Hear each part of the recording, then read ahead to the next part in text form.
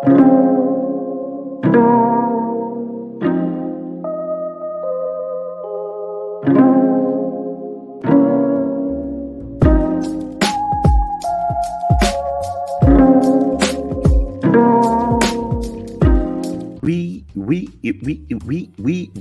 are back. You know who's really good at doing like the sound effects and the beatbox, and if you a fan of the Roots, not like Jimmy Fallon. Yo, shout out to him. But a real hip hop cat. If you out there like Questlove and the Roots, Rozelle from the Roots, that dude, if you listen to like the beatbox and stuff, I mean, it's almost like he playing a record, just being gifted like that. And then Black Thought with the rhymes, oh my goodness, man, the Roots is for real. All right, so we jumped from the association talking about the Pacers beat down over the Knicks and I hate the Knicks. So it is what it is. Gonna talk about some NFL football, not even about just an NFL football player. And the question I got is: Rashee Rice out here living his best criminal life? Or are they out here pump faking on this young man? Are they pump faking on this dude? Because I just got that, question. The police interviewed witnesses about the alleged incident that occurred around 2 a.m. Monday at Lit Kitchen and Lounge in downtown Dallas. According to the reports, two police officers arrived at the nightclub at approximately 3:33 a.m. for a major disturbance call. According to the police incident, the 29-year-old man who was injured transported himself to a local hospital with non-life-threatening injuries. The police spokesperson told The Athletic, as of Friday night, the police had not filed any charges and no one had been arrested. This is by Nate Taylor in The Athletic, by the way. At approximately 1:30 a.m. Monday, the victim told the police he was at a nightclub for an after-hours party, believing Rice wanted to hire him to take photographs of the event. Come on now.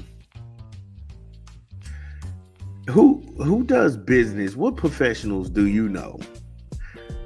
I'm gonna go ahead and if me and an NFL player had a contract where I'm taking pictures for him of a party that he's throwing, why would I want that to be filmed? Who knows who could be in that situation? You could have hustlers in that situation. You could have people on camera who shouldn't be on camera. I mean, that's totally implicatable. Not saying that that's not the case. Only thing is, I'm sitting here saying, what business professional conducts themselves like that? If I was contacted by Rashee Rice and Rashee was like, look, yo, I want you to go ahead and cover my event. Okay, I'll send over the contract. How many hours are we talking about? In the daylight, I'm not going to go ahead and do anything by Instagram. Who handles business like that? That's what got me to thinking these people have got me out here pump faking on this dude. At approximately 1:56, the victim, who had left the nightclub, told Rice, sent him an Instagram message asking him to return, according to the incident report. When the victim found Rice at the nightclub, he told the police that Rice punched him on the left side of his face while he was looking at an Instagram message on Rice's smartphone. While the rest of the report is redacted, the victim appeared to have a minor injury or swelling in his left jaw. Come on now. What? So, what's going on? Really, what's going on? This guy says that he sent Rashee an Instagram message, a DM, about some photography work after hours. This is when the club closes. They stayed open because this guy purchased after hours. So Rashee paid money to have everybody leave the club, and only him and his entourage was in the club. This guy, this other dude, hits him up on Instagram and was like, "Oh, I believed he wanted me to take pictures." Did you ask him? Did you ask this man in a DM, "Can I take pictures of this party?" You can't believe somebody sends you a message like, "Hey man, come on back. Come on back." And this kind of stuff is easy to prove. If you have a phone confiscated, look at the Instagram DMs, and there you go. But when you hot like Rice is, right now you gotta move different. Because anybody could say anything and do whatever. They hear that you out here, not saying it's true, but you got a history. Case in point, Rice had an alleged situation at SMU. He was involved in with a student at SMU. During the alleged incident, multiple bullets were fired into an empty car belonging to a basketball player by the name of Kendrick Davis during one of the school home games. According to the sources, two teams gathered information that led them to conclude Rice believed Davis was involved with his girl, according to the league sources. The incident was never reported to SMU authorities. So here we go. And that's why a lot of teams in the draft backed away from him, because they heard about this event. And I'm not sitting here saying, "Hey, look, you got to go ahead and, get baptized and turn your life over to Christ." That would be good for you, but that's not who you are right now. But what you got to do is get these hot people out of your circle. You just were on camera on a freeway in an idiot stunt that almost got some people hurt and killed. Drag racing cars that you owned. And then you turned yourself in. But again, when you hot, people gonna believe what they want to believe. And now there's a 50-50 chance Rice didn't do any of this.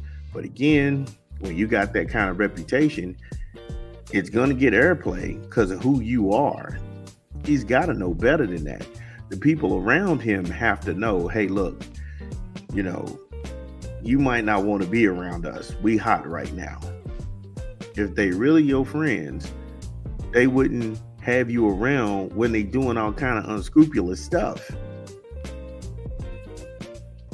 Because you keep them going. You are their economic engine. They're hanging on to you.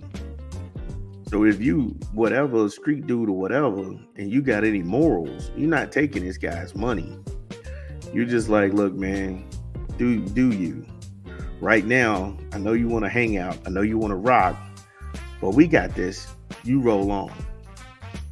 Rice is 24. He's facing 1 count of aggravated assault, 1 count of collision involving serious bodily injury, and 6 counts of collision involving injury. West confirmed that Rice turned himself in at the Glen Heights Police Department in Texas. Records show that Rice was booked at the regional jail in DeSoto. He was released on $40,000 in bond. He's got to ditch his homeboys right away. He's 24 years young. And these enablers are going to cost him his opportunity. Remember, the average NFL career is only 6 years. This money has got to last you the rest of your life. Something interesting that was positioned in this article, it says, even if Rice isn't convicted or he agrees to a plea deal, he is likely to be suspended for multiple games in the upcoming season by the NFL for violating the league's personal conduct policy. Though the collective bargaining agreement with the NFL Players Association and the NFL and Commissioner Roger Goodell have broad disciplinary powers, the league's policy states that NFL players and employees are held to a higher standard and must conduct ourselves in a way that is responsible, promotes the values of the NFL, and is lawful. End quote. Really? That's what we're going with. Who would ink that deal? That's a horrible deal that the NFL put in place to go above and beyond the law in terms of disciplining players. Like, when are you ever off the clock? And are you on your own time? At some point, the NFL has to be just a job, and it can't be your life. That's a stupid rule. And then while we're sitting here, when Robert Kraft was actually engaged in prostitution, I don't recall anybody saying that he was held to a higher standard and he must conduct himself in a way that is responsible and promotes the values of the NFL, and it is lawful, because prostitution is breaking the law. Jim Irsay, strung out on crack cocaine, was at a higher value. How's that a conduct for yourself? Jerry Jones at a race riot in the 60s. We already know. After people in his life told him to stay away. And I don't see that he was held to a higher standard. He wouldn't even apologize for being there. He made everybody else develop these backdoor and trapdoor stories. When it was just that, no, Jerry is who he is. But remember what I said about pump faking. Because when it comes to pump faking, on this whole Rashee Rice thing, you've got, his name is Reza Dabaji, and he's got cameras all over the Lit Lounge. And he told the police, quote, I told him I've got cameras and I can show you through my phone what's up. Yeah, he got cameras, and the cameras that he has are set up where they show the guy who claims that he was assaulted by Rashee Rice standing outside the nightclub, walking around.